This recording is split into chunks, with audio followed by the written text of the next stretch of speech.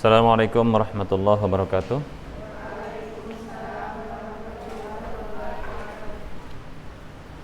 Alhamdulillah, salatu wassalamu ala rasulillah wa ala alihi wa ashabihi wa man wala wa la hawla wa la quwwata illa billah, amma ba'd.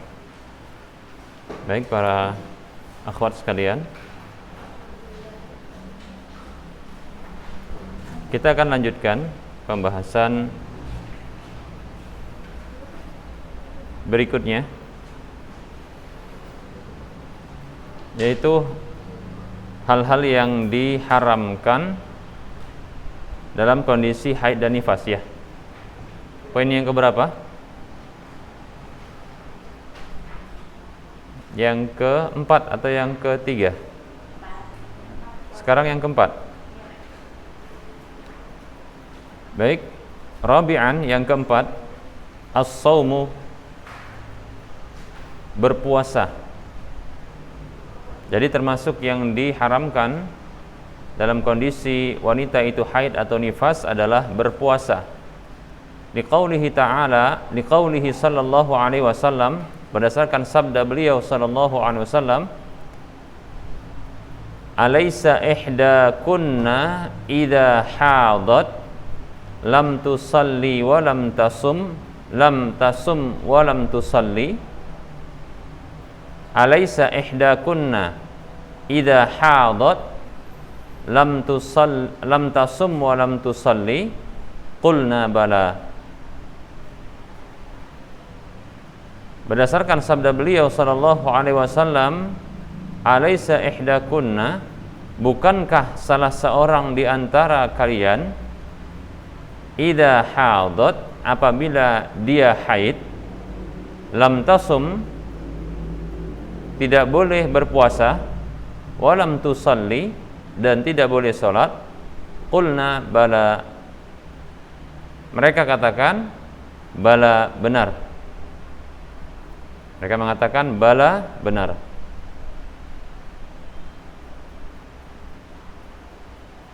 Nah, ini dalil yang menunjukkan bahwasanya wanita yang haid dan disamakan dengan itu adalah wanita yang nifas, tidak boleh bagi mereka untuk puasa dan sholat dan puasa. Baik, berikutnya khamisan, yang kelima. Oh, tadi hadisnya riwayat Bukhari ya.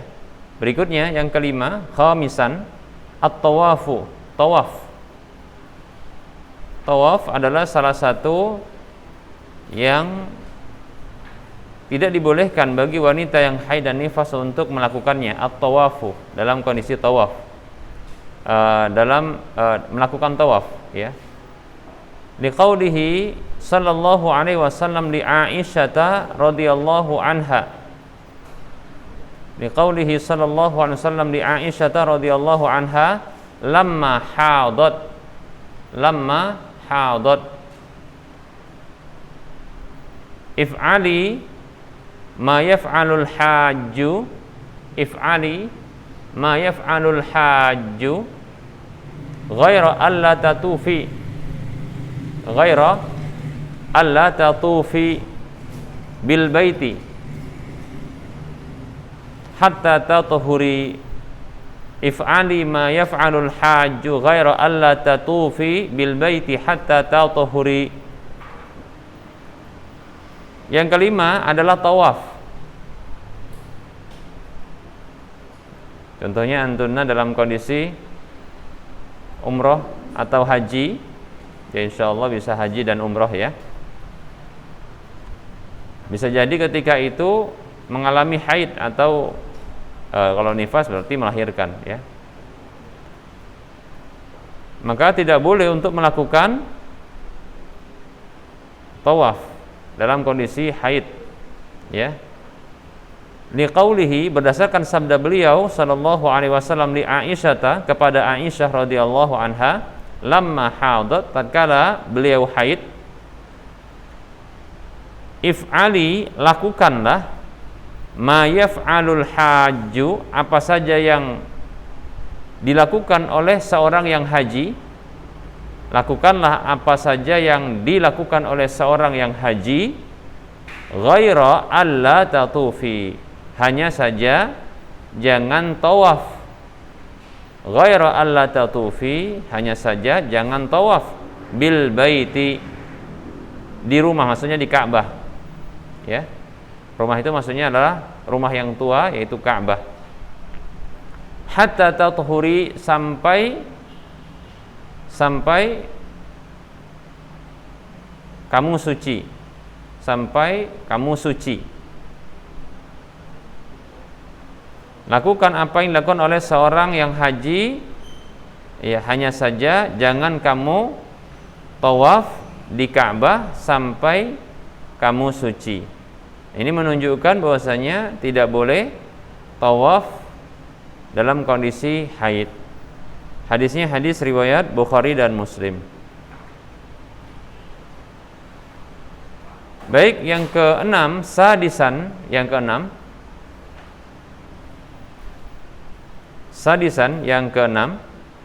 qiraatul Qur'ani.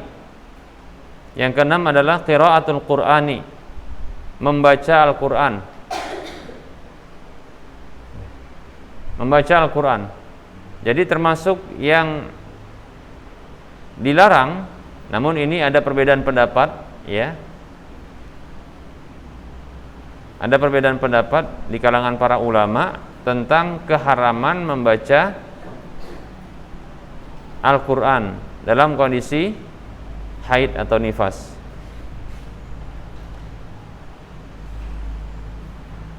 Yang keenam, qiraatul Qur'ani, membaca Al-Qur'an. Ingat ya, beda membaca dengan menyentuh. Nanti akan dibahas menyentuh mushafnya, ya. Nah, ini yang sekarang yang jadi masalah adalah membacanya, ya. Wa huwa qaulu katsirin min ahlil ilmi. Wa huwa qaulu katsirin min ahlil ilmi minas sahabati wat tabi'ina. Wa huwa qaulu katsirin min ahlil ilmi minas sahabati wat tabi'ina wa man ba'dahum.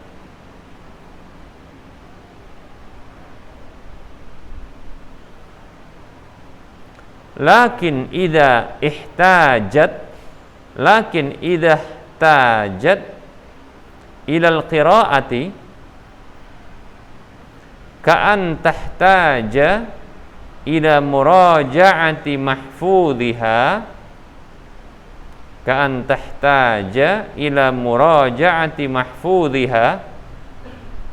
hatta la yunsa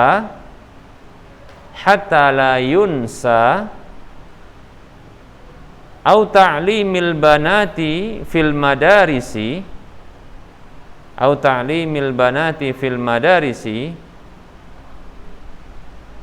au qiraati wirdiha jaza laha zalika wa illam tahtaj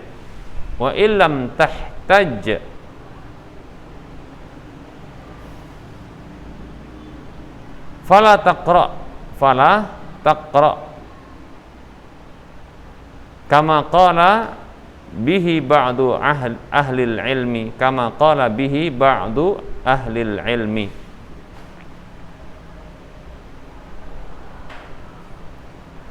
Baik, kita akan terjemahkan. Yang keenam, yang termasuk diharamkan atau dilarang dalam kondisi haid atau nifas bagi wanita yang mengalaminya, dan ini adalah terjadi perbedaan pendapat di kalangan para ulama tentangnya, adalah membaca Al-Quran dalam kondisi haid dan nifas. Wahuwa, dan dia itu, maksudnya pendapat pengharaman membaca Al-Quran ini dalam kondisi haid sama nifas, qaulu katsirin, pendapat kebanyakan min ahlil ilmi, dari ulama.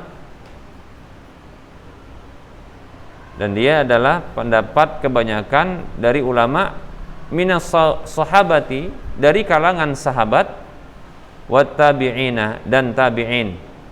Tabi'in itu adalah murid-murid sahabat ya.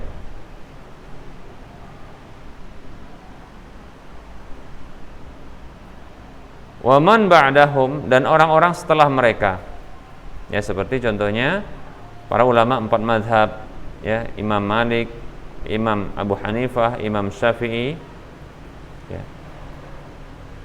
Tapi nggak disebutkan di sini ya.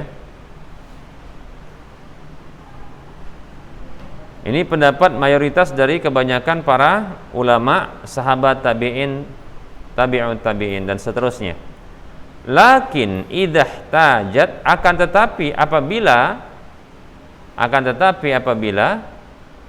ihtajat, ia itu maksudnya wanita yang mengalami haid atau nifas tersebut, ia membutuhkan, apabila ia membutuhkan, akan tetapi apabila ia membutuhkan ilal qiraati, untuk membaca, membutuhkan untuk membaca, maksudnya membaca Al-Quran ya, ka'an tahtaja ila murajaati mahfudhiha, seperti dia butuh untuk memurojaah apa yang dihafalnya, seperti dia butuh untuk memurojaah hafalannya,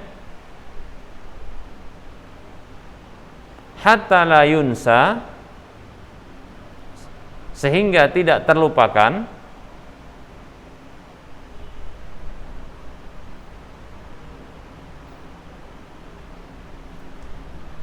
atau untuk mengajar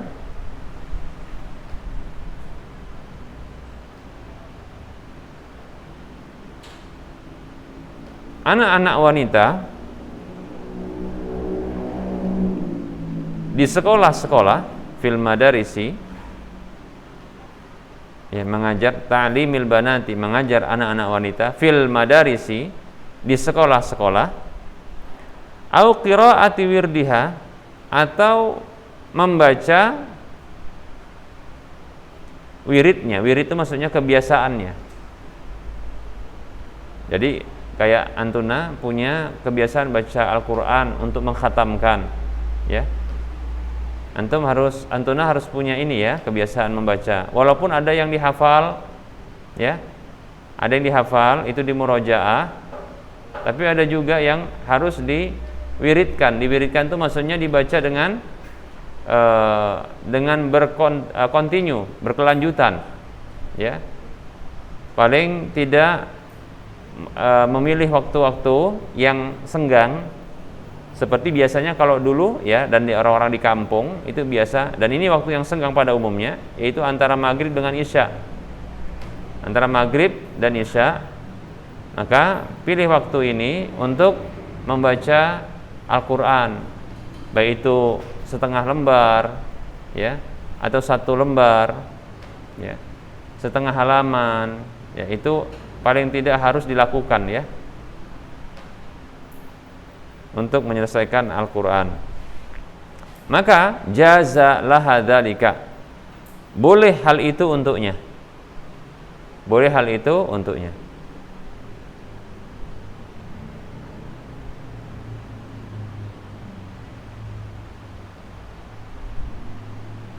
Wa ilam tahtaj, namun apabila ia tidak butuh,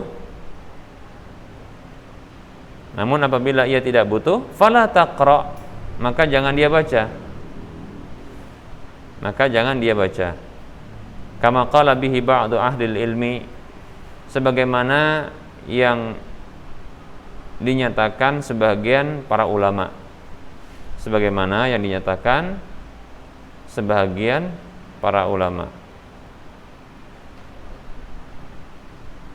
Tapi jangan sama sekali nggak baca.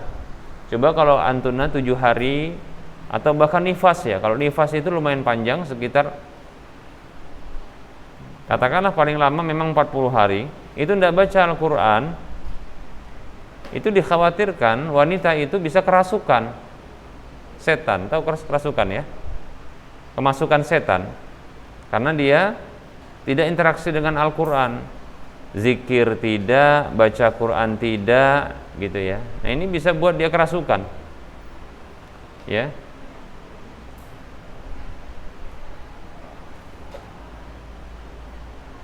Baik, ya.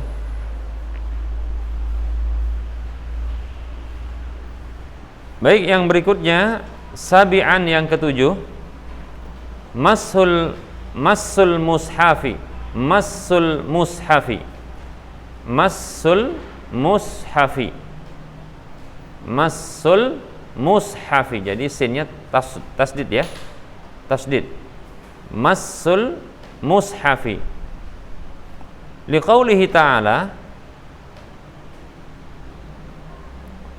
la yamassuhu illal mutahharun.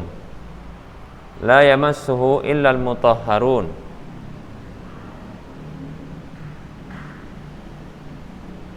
Baik, yang ketujuh, menyentuh mushaf. Maksudnya menyentuh mushaf Al-Qur'an ya.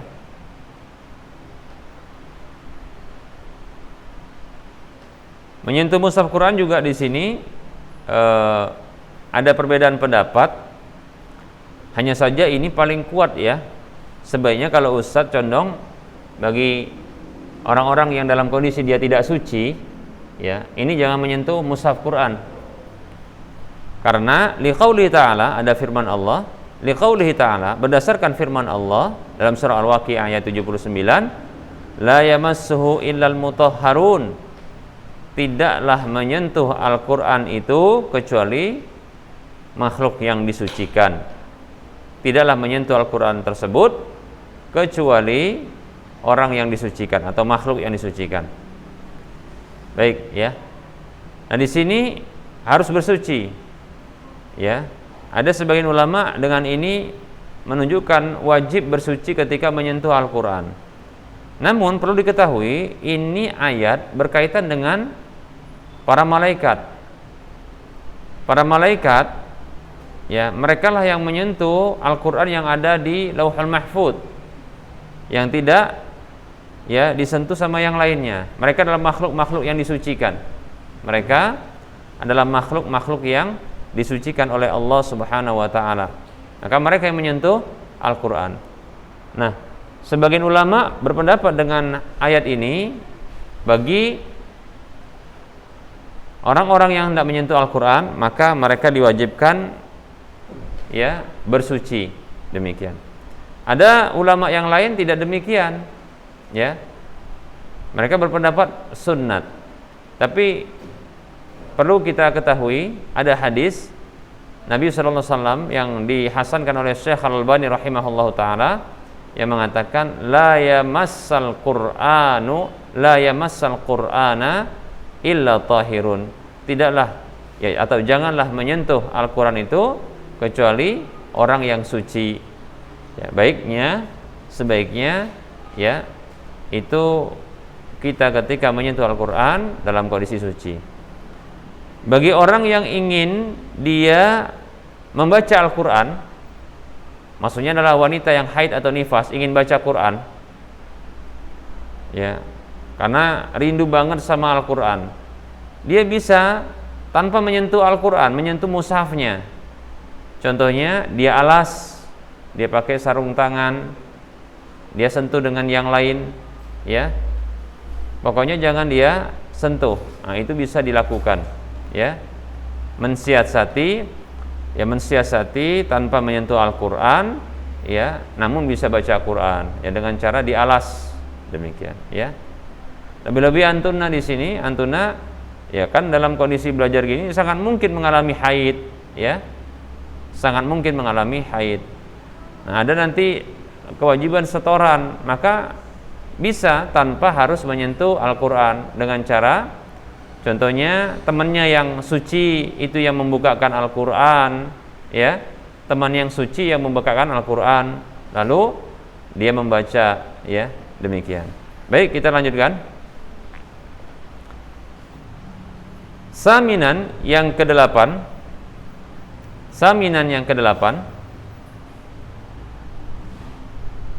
Dukhulul masjidi wal lubsu fihi. Dukhulul masjidi wal lubsu fihi. Liqaulihi sallallahu alaihi wasallam, la uhillul masjida li junubin wala haidin. La uhillul masjida li junubin wala haidin. Wali annahu sallallahu alaihi wasallam kana yudni ra'sahu li Aisyata radhiyallahu anha wa hiya fi hujratiha faturajjiluhu wa hiya haidun wa huwa hina idzin mujawirun fil masjidi. Wa kadza yahrumu 'alaiha al-mururu fil masjidi in khafat talwisahu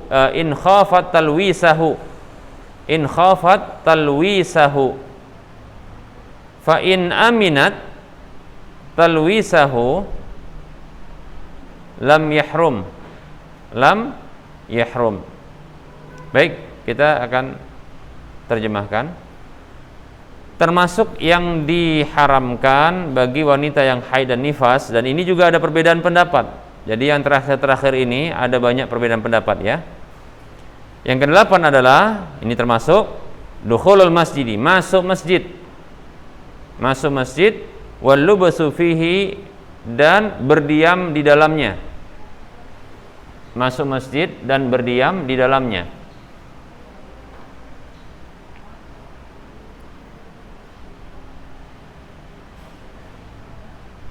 Nah, ini terjadi perbedaan pendapat di kalangan para ulama ya. Yang mengharamkan ini dalilnya,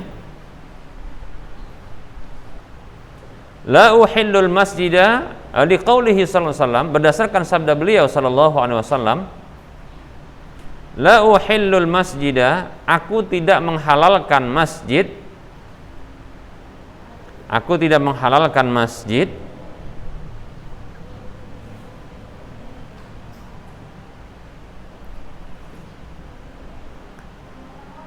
li junubin bagi orang yang junub,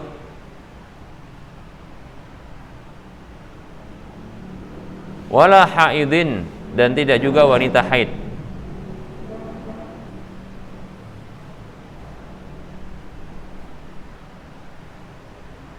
Nah, ini dalilnya. Ya, baiknya kalau mau dihindarkan juga nggak apa-apa, kan nggak mesti juga masuk masjid ya. Wa li'annahu, dan dikarenakan beliau sallallahu alaihi wasallam, kana yudni ra'sahu li Aisyata radhiyallahu anha, dahulu pernah mendekatkan kepala beliau kepada Aisyah.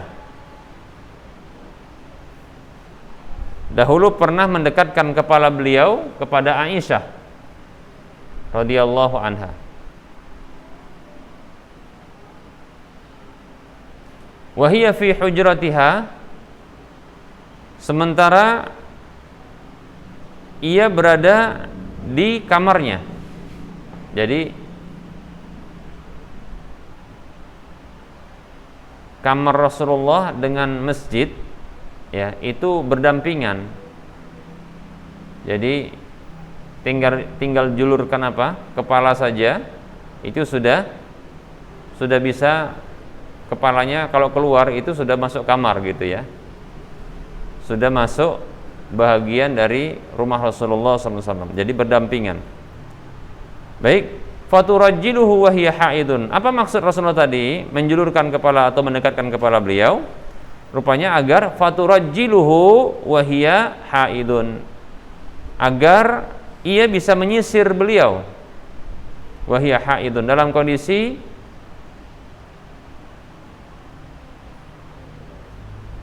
ia haid. Maksudnya adalah Aisyah dalam kondisi haid ya. Rasulullah SAW tidak memanggil Aisyah untuk masuk ke dalam masjid, tapi Rasulullah yang mendekatkan kepala beliau agar bisa disisiri. Ini menunjukkan para akhwat sekalian, ya, adanya kemesraan dalam kehidupan rumah tangga Rasulullah.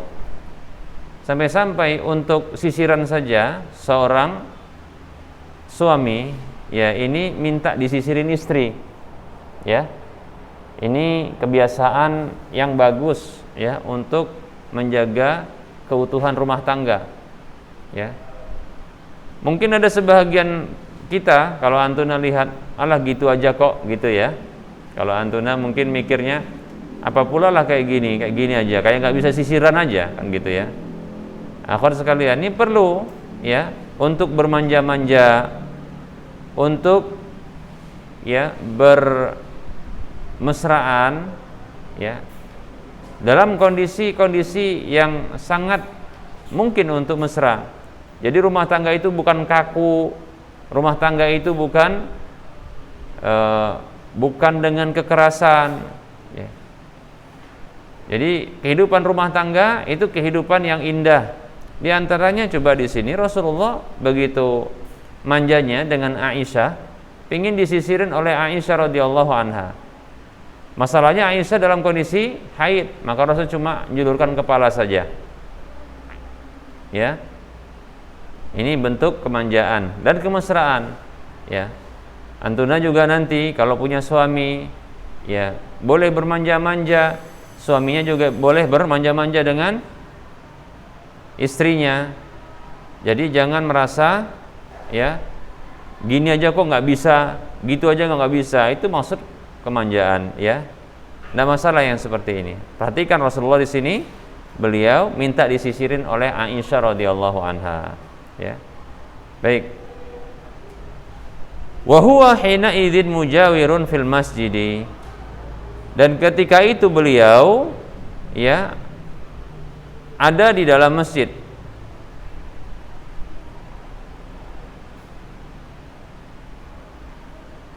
Ketika itu beliau ada di dalam masjid.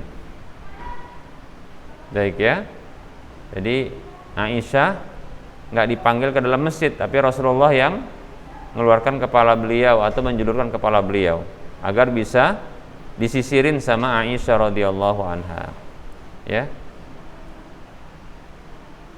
Baik, berikutnya wa kadza yahrumu 'alaiha, demikian pula diharamkan baginya, demikian pula diharamkan baginya, yaitu bagi wanita yang haid dan nifas, al-mururu fil masjidi, lewat di dalam masjid, lewat dalam masjid. Jadi ngelewatin masjid dalam kondisi haid, ya. Ini di sini termasuk yang diharamkan. In khafat talwisahu, bila khawatir mengotorinya. Bila khawatir mengotorinya.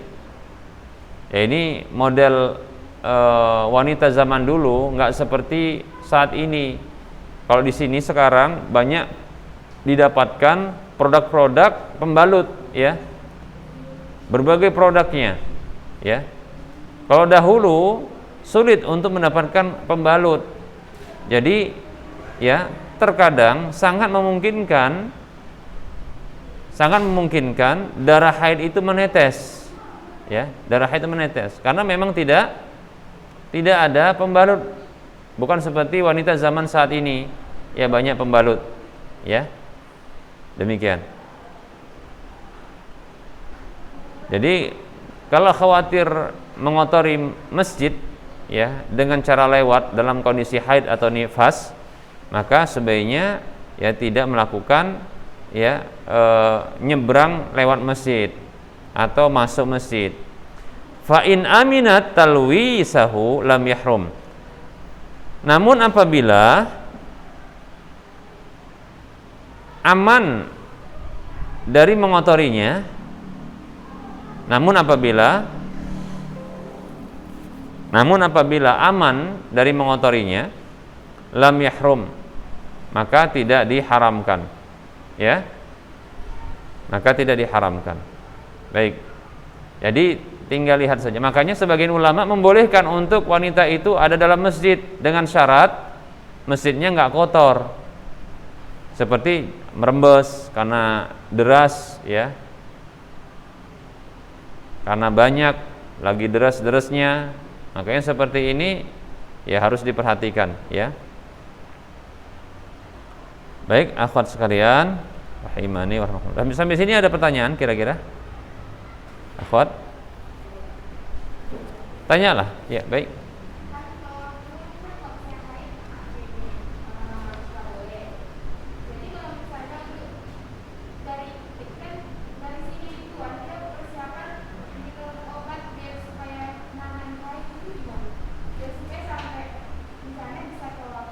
Ya.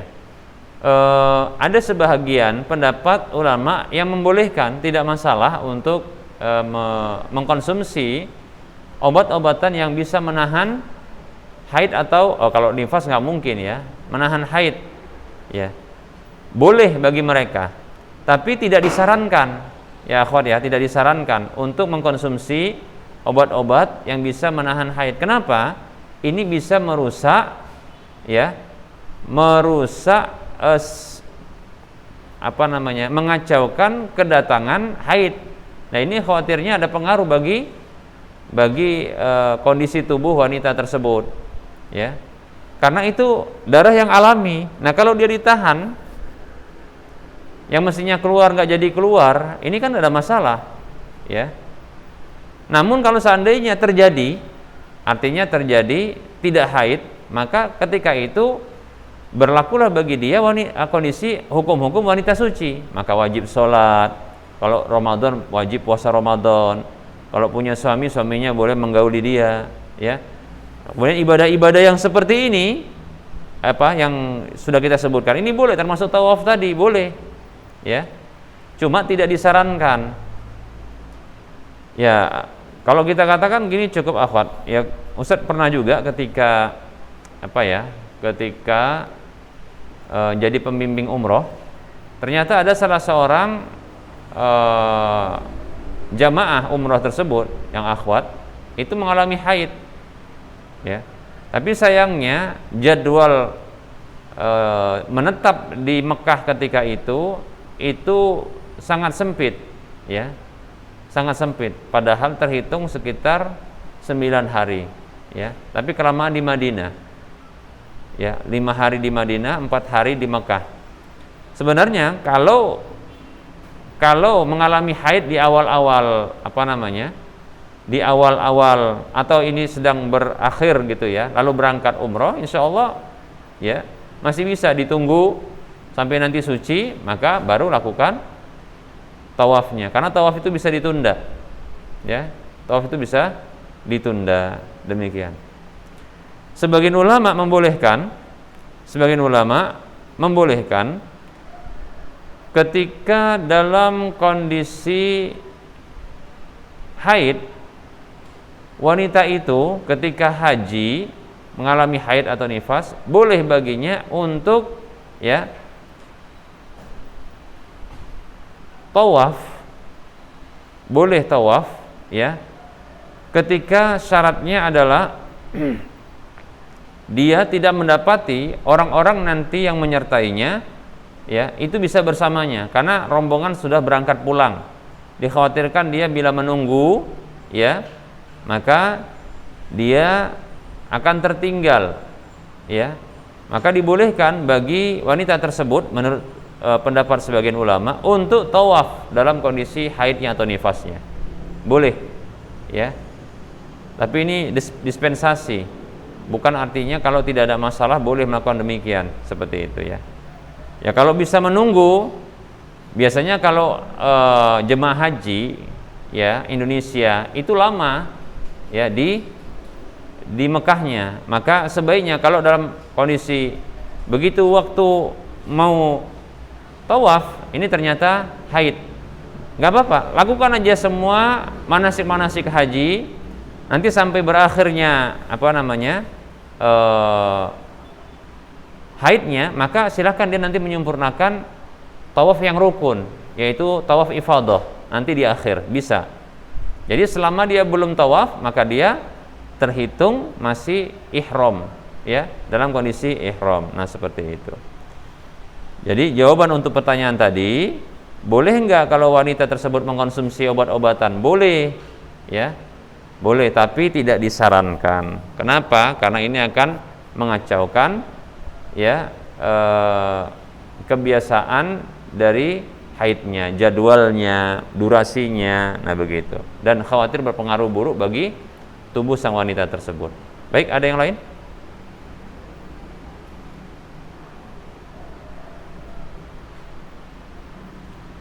Kita berakhir jam 8.30 ya? Ya, baik, sudah cukup. Nanti kita ada jadwal yang berikutnya, yang terakhir ya, yang ketiga, jam atau les yang ketiga. Baik, wassallallahu ala Muhammad wa ala alihi wa ashabihi ajma'in. Subhanakallahumma bihamdika asyhadu an la ilaha illa anta astaghfiruka wa atubu ilaika walhamdulillahi rabbil alamin. Assalamualaikum warahmatullahi wabarakatuh.